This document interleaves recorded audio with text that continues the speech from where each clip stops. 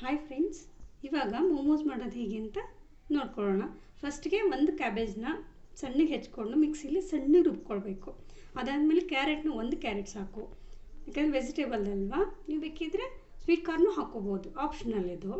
ಇದನ್ನು ಒಂದು ಬಟ್ಟೆಯಲ್ಲಿ ರುಬ್ಕೊಂಡಾದ್ಮೇಲೆ ನೀರು ಬಿಡ್ತಾ ಇರುತ್ತೆ.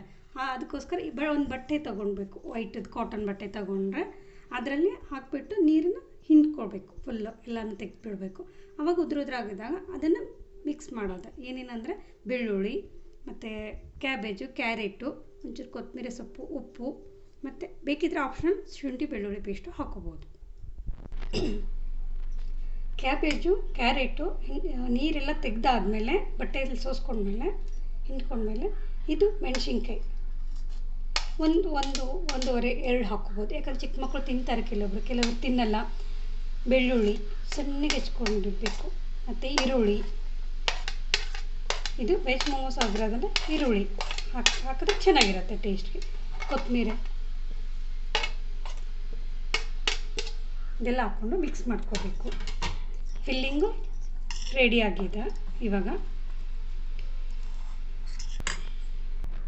ರುಚಿಗೆ ತಕ್ಕಷ್ಟು ಉಪ್ಪು ಹಾಕೊಳ್ಳೋಣ. ಸ್ವಲ್ಪ ಶುಂಠಿ ಬೆಳ್ಳುಳ್ಳಿ ಪೇಸ್ಟ್ನ ಹಾಕೊಳ್ಳೋಣ. ಹಾಕ್ಕೊಂಡ್ಬಿಡೋಣ.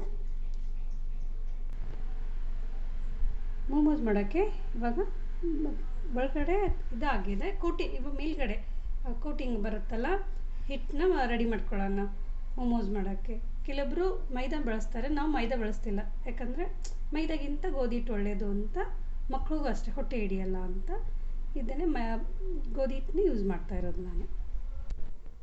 ಒಂದು ಸ್ಪೂನ್ ಎಣ್ಣೆ ಹಾಕ್ಕೊಳ್ಳೋಣ. ರುಚಿಗೆ ತಕ್ಕಷ್ಟು ಉಪ್ಪು ಹಾಕ್ಕೊಳ್ಳೋಣ.